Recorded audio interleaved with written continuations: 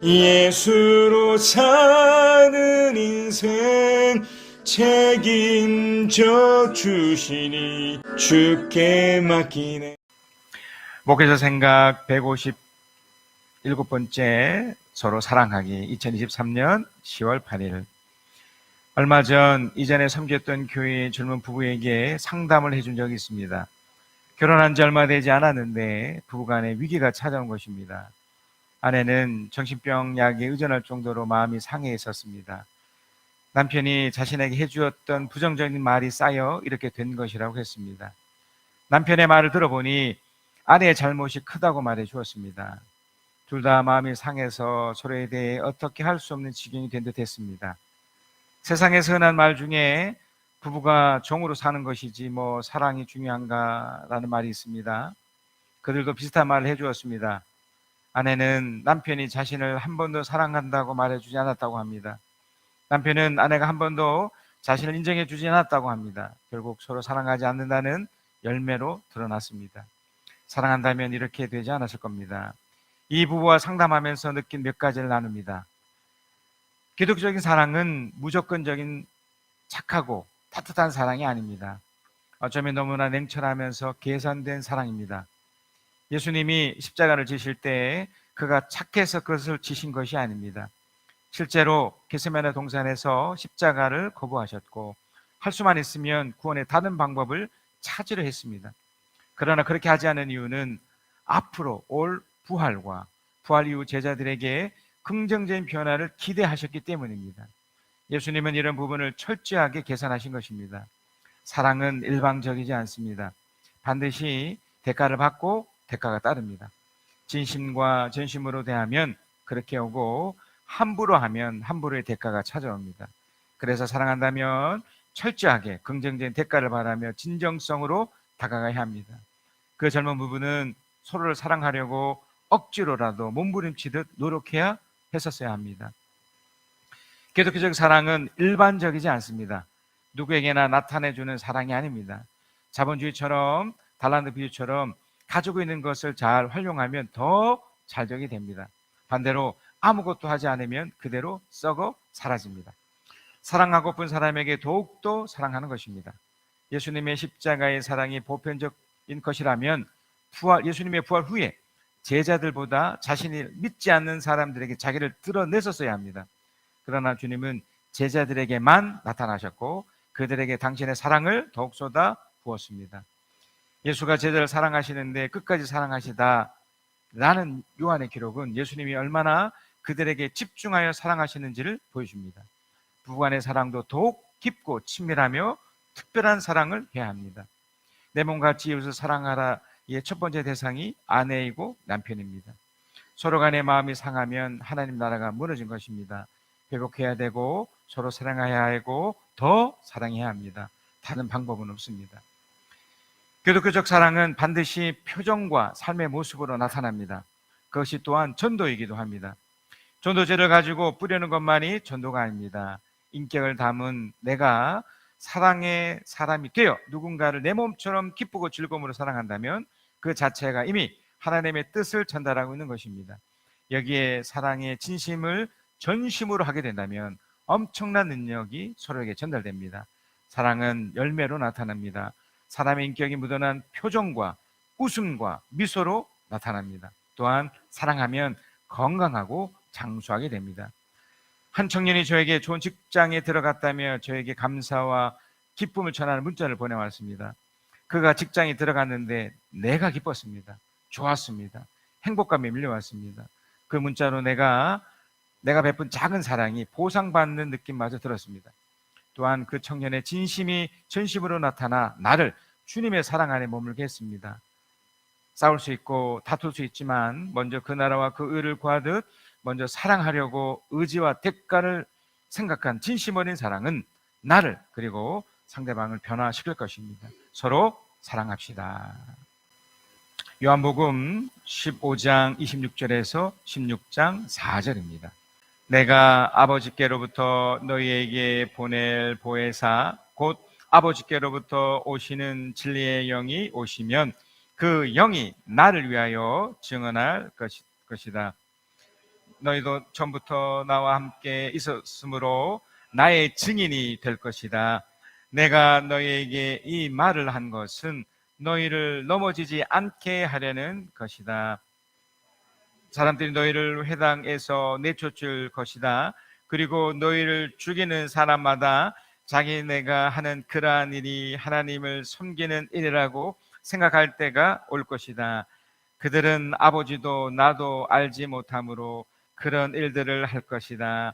내가 너희에게 이 말을 하며 두는 것은 그들이 그러한 일들을 행하는 때가 올 때에 너희로 하여금 내가 너희에게 말한 사실을 다시 생각나게 하려는 것이다.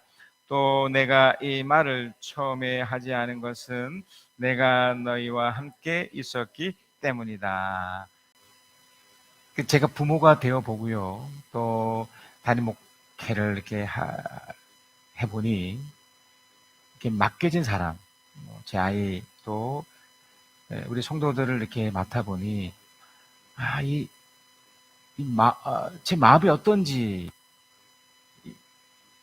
이렇게 표현을 하고 싶습니다.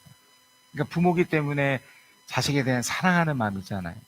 또 목사이기 때문에 언젠가는 또 이런저런 연유로 떠나실 수 있으시겠지만 있는 동안 어찌됐든 제가 이렇게 기도하거나 이렇게 마음을 쓸 때 좀 이렇게 특별한 마음이 이렇게 들 때가 있습니다. 항상 그렇지는 않지만 문득 이 마음이 하나님이 주신 마음처럼 느껴집니다. 아마 하나님도 그러실 것 같은데, 물론 비교가 되겠습니까? 하나 인간이 누군가를 이렇게 사랑하고 뭔가 잘 되기 원하는 그런 마음을 갖는 것과 그 결정권자 대신 그 하나님이 하시는 마음과 비교할 수 있겠습니까? 그러나 조금 알 것 같아요. 이게 뭔지는 모르는 그 어떤 사랑의 마음, 또 잘 되길 원하는 그 마음, 그런 소망, 그런 게 있습니다. 근데 이 마음을 알려면 또 반대적인 마음도 여러분 아셔야 됩니다. 그 마음은 미워하는 거죠. 싫어하는 거죠. 마음에 불편해서 뭔가 이렇게 같이 있고 싶지 않은 그런 마음들. 이것도 있습니다. 우리 연약한 인간이기 때문에. 그래서 이런 마음이 있다는 것은 그만큼 이 사랑의 마음이 더 필요하다는 그 증거겠죠. 오늘 이 본문에서 아주 중요한 이야기가 이렇게 대두되면서 지금 하나님이 우리를 어떻게 보고 있는지를 여러분 보셔야 됩니다. 도대체 어떤 마음으로 우리를 보고 있으시고, 어떤 분 아직 부모가 안 된 분도 있을 거고, 아직 어떤 사랑이 뭔지를 잘 모르는 분도 있으시겠지만, 그래도 그 무언가가 하나님으로부터 이렇게 흘러내려오고 있고요. 그것이 우리에게 전달돼서 우리가 느껴질 때, 아하, 하나님이 이런 분이구나. 그래서 우리는 살아갈 수 있게 되거든요. 근데 만약 이것이 없으면 어떻게 될까요? 제가 두 번째 말씀드렸던 미운 채로, 화가 난 채로, 분노한 채로 그저 이 땅을 시간 때우듯 하며 살아갈 수밖에 없을 겁니다. 그래서 먼저 하나님이 사랑하는 사람들을 위해서, 사랑하기 위해서 했던 것이 있습니다.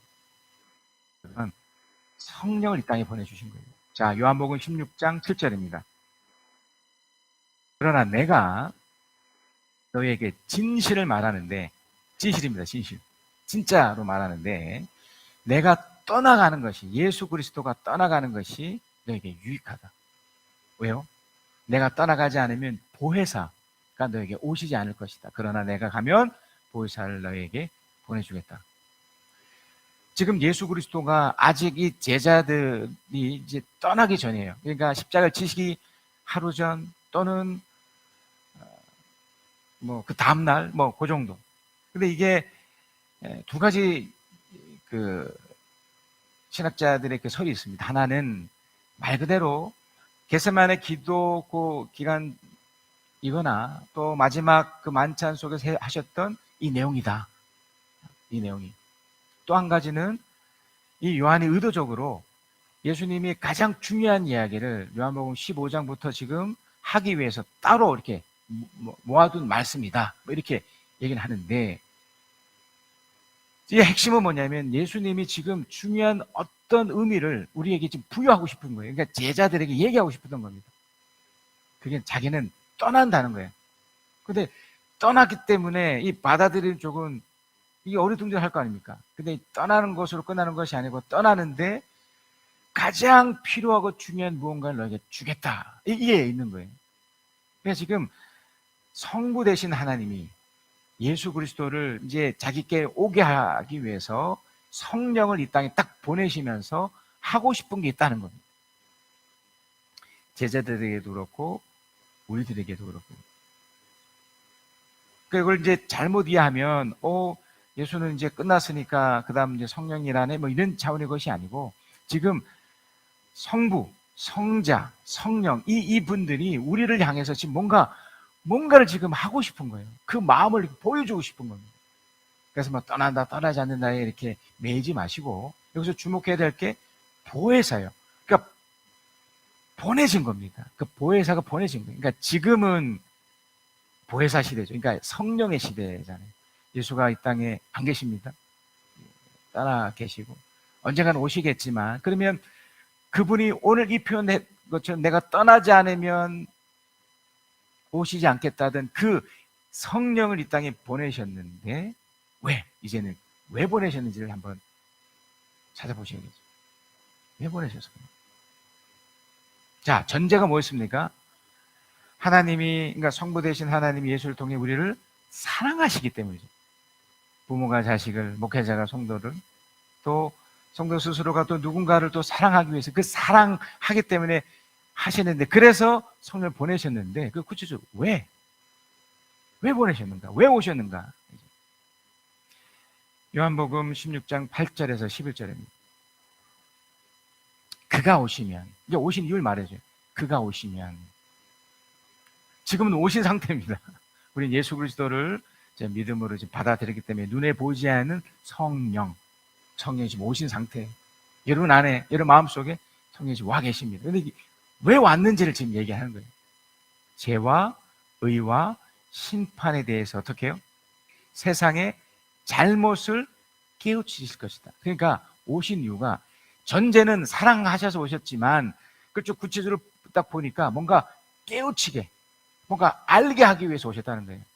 무엇이에요? 세상의 잘못. 이것을 깨우치게 하기 위해서. 그러니까 우리가 성령을 받아들이지 않았다면 세상의 잘못 속에 계속 있었겠죠. 이게 구체적으로 이게 뭐냐면 9절이죠. 죄에 대하여 깨우친다고 하면, 그러니까 죄. 여러분, 죄가 단순히 뭔가를 하고 하지 않고의 문제가 아니라는 것을 아시고 계시죠?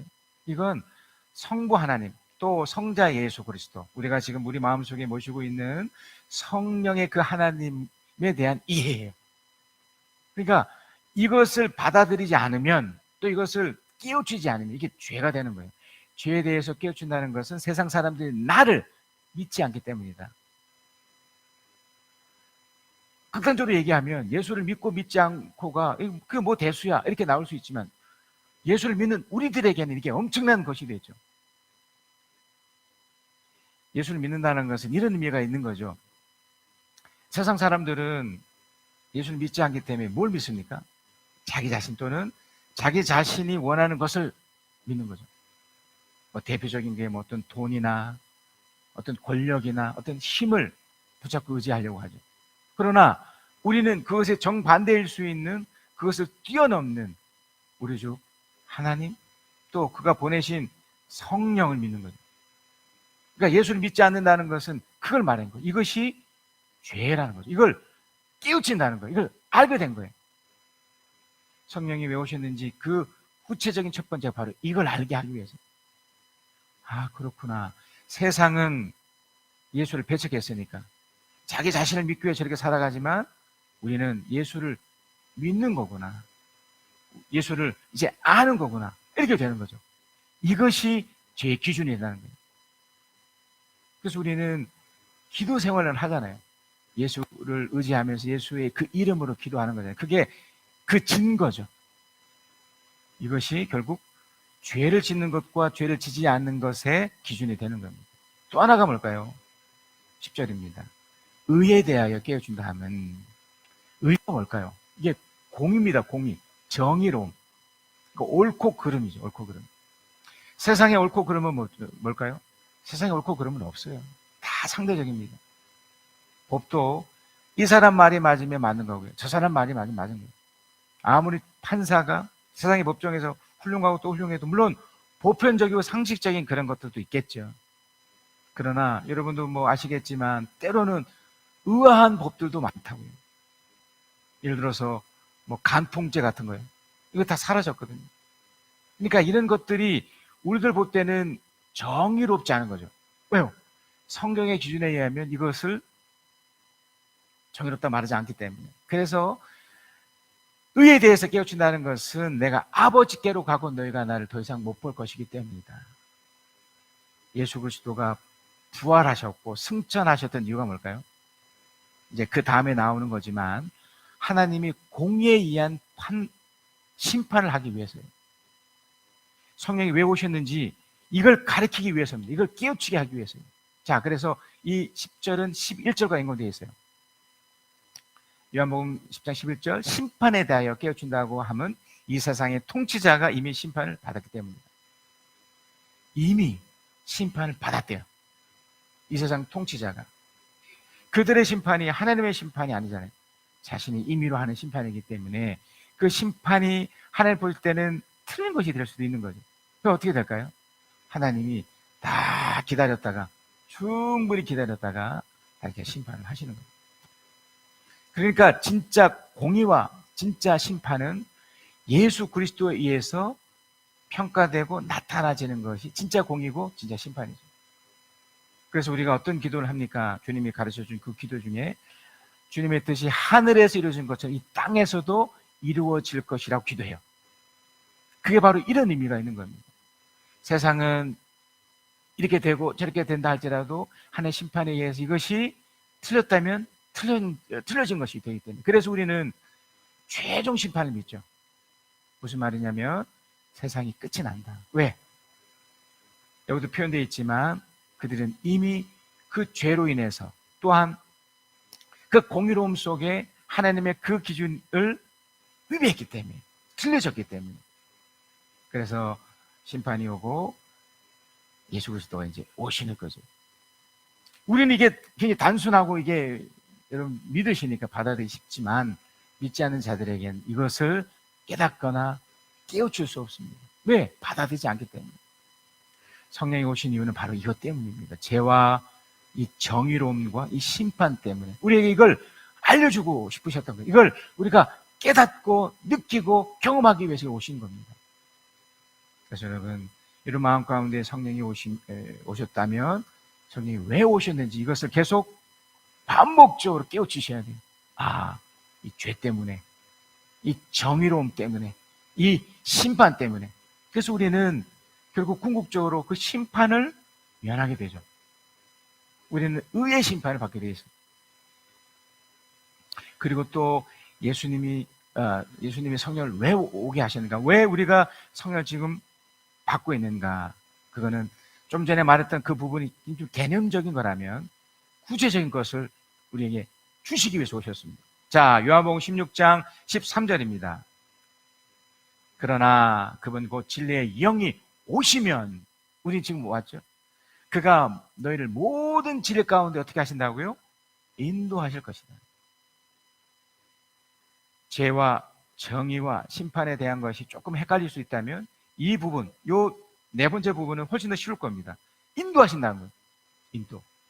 그 진리라는 것이 좀 전에 말씀드렸던 그런 것도 진리가 되지만 여러분이 알고 있는 그 예수 그리스도가 너와 함께 하고 있다는 그런 것들이 성령으로 인해서 우리가 인도함을 받게 되는 거예요. 인도가 뭘까요? 인도함을 딱 생각하셨을 때 여러분 그 레카차 아십니까? 레카차. 사고가 났었을 때 그 견인에 가는 그 견인차를 그 레카차라고 하는데 그 차가 그 사고 난 차를 끌고 목적지에 가죠. 그게 견인하는 거예요. 견인. 그러니까 우리를 그렇게 이끌어 주신 거예요. 우리를 인도해 가시는 거예요. 일주일의 삶을 돌아보시면 또 하루의 삶을 이렇게 보시면 내가 혼자 그냥 추적추적 가는 것 같아도 사실은 눈에 보이지 않는 그 성령이 내 마음 가운데 역사해 주셔서 함께 손잡고 이렇게 인도에 이렇게 가고 있으시다는 거예요. 인도에 가시기 때문에 이제 다섯 번째 어떤 일이 일어나는 줄 아십니까? 그는 자기 마음대로 말씀하지 않으시고 듣는 것만 알려주실 것이요 앞으로 올 일들을 너희에게 알려주실 것이다. 이거죠. 그래서 우리는 예수 그리스도의 재림을 기대하고 있는 거예요. 언제 오실지 모르지만 우리가 죽어서 뭐 천국에 갈 수도 있는 거지만 오실 때를 기다릴 수 있는 거예요. 언제 오실지. 또 우리가 펼쳐지는 여러 가지 속에 때로는 눈에 보이도록 우리를 구해 주시고 역사하시고 그렇게 해주시는 거죠. 앞으로 올 일들, 앞으로 될 일들. 여러분이 지금 20대를 살고 있다면 30대, 40대, 물론 완벽하진 않지만 어렴풋하게 심지어 우리가 죽음까지도, 죽음 이후까지도 알려주시는 거죠. 성령이 오신 이유예요. 다섯 번째는 아주 결정적인 건데요. 요한복음 16장 14절에서 15절입니다. 우리 한 목소리 함께 읽겠습니다. 시작. 또 그는 나를 영광되게 하실 것이다. 그가 나의 것을 받아서 너에게 알려주실 것이기 때문이다. 아버지께서 가지신 것은 다 나의 것이다. 그렇기 때문에 내가 성령이 나의 것을 받아서 너에게 알려주실 것이라고 말한다. 그는 나를, 성부가 예수를 영광스럽게 한대요. 우리도 주의 성령께 오신 이유가 우리를 영광스럽게 하는 거예요. 그러니까 잘 되게 하신다는 거예요. 그렇습니다. 때로는 우리가 가난하게, 어렵게, 힘들게 살 수 있지만 궁극적으로는 그것이 어떤 과정일 뿐 우리를 잘 되게 하십니다. 영광스럽게 하는 거예요. 왜 연예인들이 어떤 영화나 어떤 음악 한 이후에 어떤 상을 받을 때 하는 멘트가 있잖아요. 하나님께 영광 돌립니다. 그러니까 이 기쁨, 이 행복, 이 놀라운 것을 하나님이 해주신 것이기 때문에 이렇게 돌립니다. 그 영광이 영광. 그같이 잘 돼 있는 거잖아요. 나 스스로를 그렇게 여기시면 되는 겁니다. 여러분의 자녀들이, 여러분 함께하는 이들이 그 성령이 오셔서 바로 이걸 하게 하기 위해서. 그래서 우리가 이후에 죽거나 우리 주님이 왔을 때 이 영광을 누리게 되어 있습니다. 영광. 그냥 찬송가 가사로 드려지는 것이 아니라 영광이 되는 거예요. 최근에 하나님이 저에게 또 주신 그 고급 차를 제가 한번 몰아보면서 이 느낌이 이런 거겠구나. 이렇게 운전을 하면서 이 온갖 시스템 속에서 운전을 해보니 그냥 이렇게 스스로 이렇게 자존감이 높아져요. 차를 타고 내릴 때도 왠지 모를 하나님이 베푸셨다는 것에 대한 그런 감사와 더불어 이런 영광스러움이 생기는 거구나. 성령이 왜 오셨다고요? 그는 나를 영광되게 하실 것이기 때문에. 그래서 예수 그리스도가 기꺼이 십자가를 맞이하셨던 거예요. 이걸 견디면, 이걸 이겨내면 그 다음은 부활이 있을 거니까. 여러분의 인생 속에서 이걸 이루시고 누리시길 그래서 축복합니다. 자, 그런데 이제 큰 두 번째인데, 이 성령이 이렇게 오셨는데, 그러면 이런 것 때문에 오셨는데 어떤 상황 가운데 오셨을까요? 이게 중요합니다. 예수가 오셔서 그때도 사실은 그 이스라엘 역사상 가장 힘든 시기였거든요. 로마 식민지 시대였단 말이죠. 더군다나 그 상황 속에 예수는 심지어 또 죽으셨잖아요. 요한복음 15장 18절에 19절입니다. 세상이 너희를 미워하거든. 사실 이 내용이 없었으면 참 좋겠어요. 근데 이 내용이 있어요. 세상이 너희보다 나를 먼저 미워했다는 것을 알아라. 너희가 세상에 속하 있다면, 그러니까 이거 뭐냐면 우리가 신앙이 없었다면, 그러니까 성령이 내 마음 속에 없었다면 세상이 너희를 자기 것으로 여겨 사랑했을 것이다. 괜찮았을 것이다. 그죠? 그러나 너희는 세상에 속하지 않았고 오히려 내가 너희를 세상에서 가려 뽑아냈으므로 세상이 너를 미워하는 것이다. 여러분 어떻게 생각하십니까? 그러니까 우리가 미움받게 된 거예요. 괜찮았는데 이 신앙생활 하는 것 때문에, 여러분이 교회 생활 하는 것 때문에, 여러분 일터 속에서 또 그 삶의 현장 속에서 미움을 받게 된대요. 그럼 어떻게 하실래요? 20절, 21절입니다. 더 무서운 표현들이 나오는데요. 내가 너에게 종이 그의 주인보다 높지 않다고 말한 것을 기억하여라. 사람들이 나를 박해했으면 뭐라고요? 너희도 박해할 것이요. 박해한다. 이 박해라는 표현이 원어적으로 좀 무서운 말이에요. 여러분 환란을 겪다 이게 다 한데 박해예요. 해가 아주 강력하게 이렇게 임하는 거예요. 또 그들이 내 말을 지켰으면 너희 말도 지킬 것이다. 그들이 너희를 내 이름을 믿는다고 해서 이런 모든 일을 너에게 할 것이다. 그것이 그들에게 나를 보신 분을 알지 못하기 때문이다. 그 대표적인 사건이 십자가 사건이잖아요. 예수님 죽이면 안 됐던 거예요. 그 예수가 얼마나 억울한 죽음을 당했습니까? 그러니까 이 세상은요, 억울한 세상이에요. 억울한 세상. 우리가 지금 살고 있는, 특별히 우리가 예수 믿고 성령이 내 마음속에 사는 상황은 억울한 상황이에요. 이렇게 목장 모임을 이렇게 하다 보면 이렇게 얘기를 또 들어보잖아요. 그러면 참 이게 상황이 복잡하지만 또 억울한 상황이 펼쳐져요. 뭔가 열심히 하고 있고 뭔가 최선을 다해서 하고 있음에도 불구하고 일이 안 풀려요. 이게 안 되는 것 같아요. 또 나이가 많아서도 안 되고 또 생긴 게 또 그래서도 안 되고 여러 가지 부정적인 이유 때문에 이렇게 안 펼쳐지고 안 되는 것 같아요. 지금 성령이 이게 의도적으로 이렇게 하고 있으신 거죠, 어떻게 보면. 근데 여기에 머물러 있으면 안 되죠. 그죠? 결론적으로요. 지금 이 세상을 이 요한의 기록 속에 이렇게 표현합니다. 요한복음 15장 24절 25절입니다. 내가 다른 아무도 하지 못한 일을 그들 가운데 하지 않았더라면, 이거죠. 뭔가 성령이 오셔서 이걸 사실 한 거예요. 이런 끔찍한 상황이지만 그들에게 죄가 없었고, 그러나 이제는 그들이 내가 한 일을 보고 나서도 나와 내 아버지를 미워하였다. 그 예수님도 그걸 겪으셨잖아요. 십자가 죽으셨다니까요. 억울한 죽음 속에. 그래서 그들의 율법에 그들은 까닭 없이 나를 미워하였다고 기록한 말씀이 이루어진 것이다. 까닭 없이 나를 미워했다. 기가 막힌 일이죠. 그러니까 결론적으로 이런 일이 펼쳐졌을 때 뭔가 주님이 하신 거예요. 여러분 이걸 기억하셔야 돼요. 이걸 여러분 믿음으로 탁 붙잡으셔야 돼요. 아, 지금 상황이 너무 어렵구나.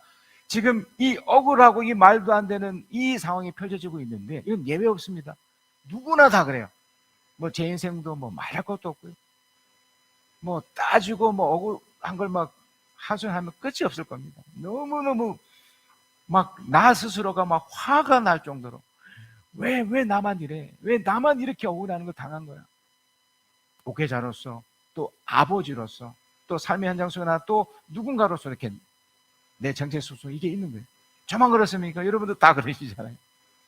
누군가로부터 억울하게 당하는 그런 미워진, 누군가로부터 받는 그런 해코지, 누군가로 받는 그런 오해, 이런 것들이. 그런데 제가 좀 말씀드렸듯이 내가 뭔가를 하지 않았더라면, 그래서 여러분 이거 또 다르게 얘기하면 억울한 상황이지만 반드시 기적이 필요한 상황인 거예요.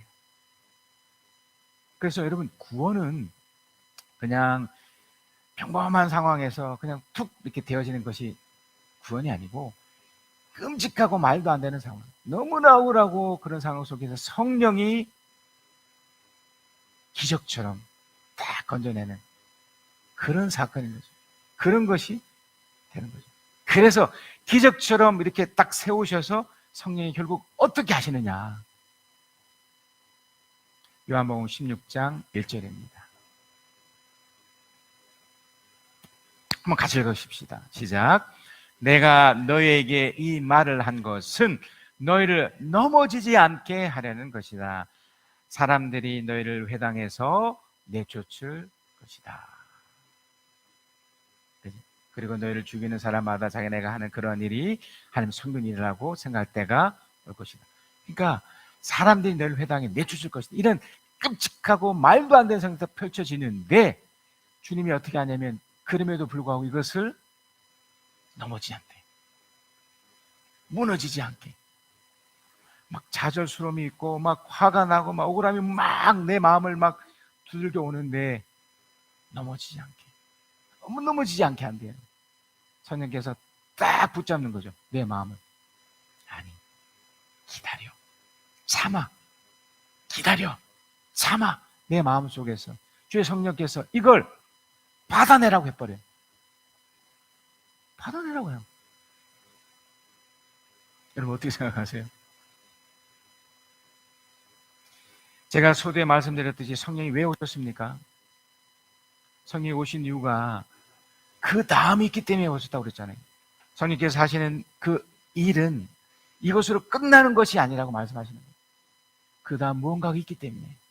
그래서 예수 그리스도가 십자가를 지셨던 이유가 거기 있었다고 말씀드리지 않았습니까? 제가 목회자 생각 속에서도 아주 중요한 얘기를 한 가지 말씀드렸습니다. 기독적인 사랑은 계산된 사랑이라고 말씀드렸죠. 그래서 지금을 견뎌낼 수 있는 거예요.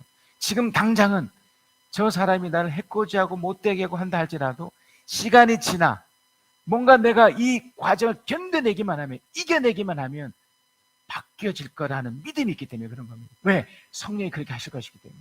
그래서 예수 그리스도가 십자가에 죽었지만 3일 후에 부활을 그걸 알고 있었고 그걸 믿고 있었기 때문에 그게 가능했던 겁니다. 현실 속에서 그 다음을 내다보는 눈이 그래서 필요한 겁니다. 그래서 우리는 넘어지지 않아야 돼요. 성령은 그것을 내다보게 하셨기 때문에, 그것을 볼 수 있는 눈을 우리에게 주셨기 때문에 앞으로 올 일들을 우리에게 인도해 주시고 가르쳐 준다 하셨잖아요. 그렇기 때문에 그걸 견딜 수 있는 겁니다. 그래서 우리는 넘어지지 않는 거예요. 그리고 그 두 번째 성령이 어떻게 하시냐면 요한복음 16장 2절에서 4절 우리가 읽었던 이 내용입니다. 그리고 너희를 죽이는 사람마다 자기네가 하는 그 일은 하나님 섬기는 일이라 생각할 때가 올 것이다. 그들은 아버지도 나도 알지 못함으로 그런 일을 할 것이다.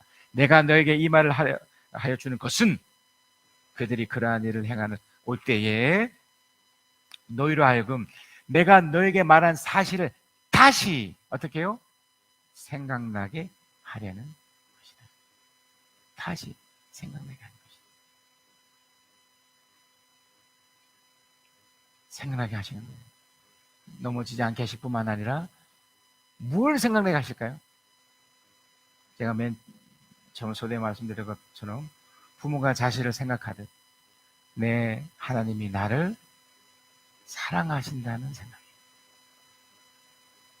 상황이 이렇게 펼쳐지지만 절대로 하나님이 나를 일부러 이렇게 하진 않으실 것이다.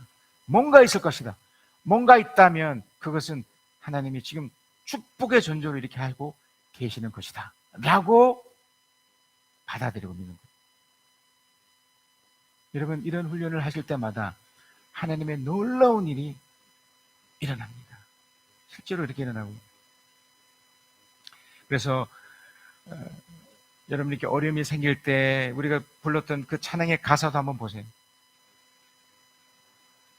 찬송가 383장에 눈을 들어 산을 보니, 자 산을 딱 보잖아요. 눈을 들어, 한번 여러분 상상을 해보세요. 지금 나한테 펼쳐진 그 산 얼마나 높아요. 얼마나 이 무지막지한 산이잖아요. 넘을 수 없겠구나. 근데 거기에서 산을 이후에 넘을 것을 생각해 보는 거예요.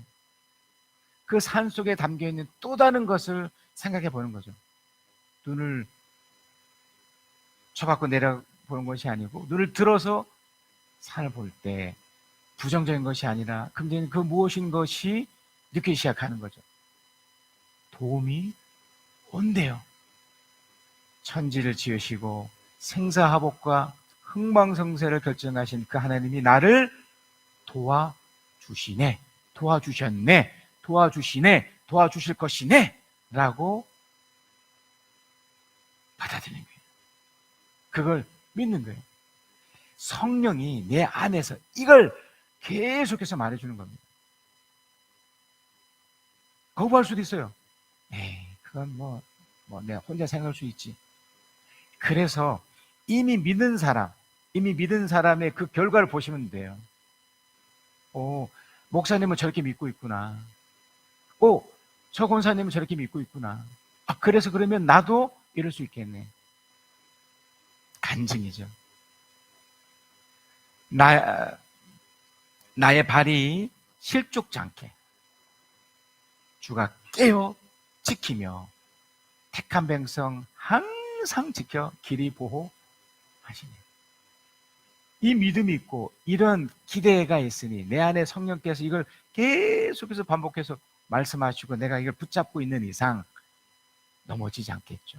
그리고 계속해서 이걸 생각해내는 겁니다. 도우시는 하나님이 나의 그늘 되시니 낮의 해와 밤의 달이 너를 상하게 하지 않겠네. 놀랍지 않습니까? 해와 달이 좋은 의미이지만 또 부정적으로 좀 그런 안 좋은 이미지가 또 있잖아요.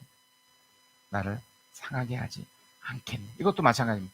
나를 상치 않겠는데 상치 않을 것이네. 미래적인 것도 있고. 너에게 화를 주지 않고, 이 화가 어떤 겁니까? 분노 이런 것이 아니고 부정적인 것들을 주지 않고 너의 영혼을 보호하시며, 그러니까 마음과 생각을 지켜주신다는 거죠. 보호하시며 너의 출입 지금부터 영영 어떻게 하신다고요? 인도하시고 피할 길도 주시고 적절하게 품어주시고.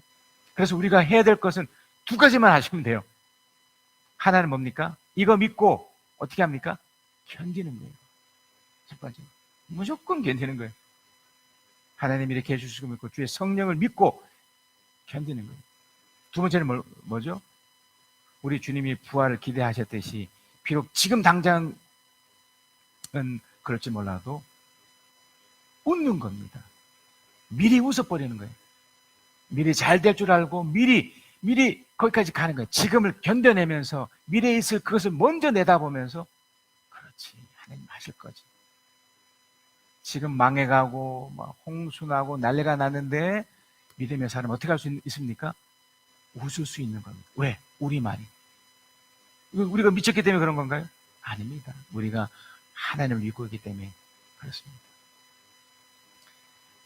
이 하나님을 잘 믿으셔서 이런 성령을 마음에 잘 담아두셔서 하나님의 축복을 누리신 여러분이 되시기를 그리스도 이름으로 축복합니다. 사랑의 하나님, 우리를 축복하셔서 감사합니다. 각 사람 마음 가운데 성령을 주셔서 왜 오셨는지 또 어떻게 하시는지 이 끔찍한 상황에서 주님이 어떻게 하실지 주의 성령을 통해서 말씀해 주시니 감사하겠습니다. 하나님, 우리는 견뎌내겠습니다. 또 그 다음을 생각하며 기대하며 기뻐하며 이 땅을 살아가겠습니다. 주의 성령이시여 우리를 이끌어 주셔서 인도해 주셔서 항상 좋은 길로 역사하여 주시옵소서. 지금은 우리 주 예수 그리스도의 은혜와 아버지 하나님의 크신 사랑하심과 우리 주 성령 하나님의 이루하심 교통하시 함께 하심이 주의 말씀을 듣고 깨닫고 그 말씀대로 살겠노라 다짐하며 그 말씀대로 살아가는 하나님의 사람들 위에 지금부터 영원까지 함께 계실지어다.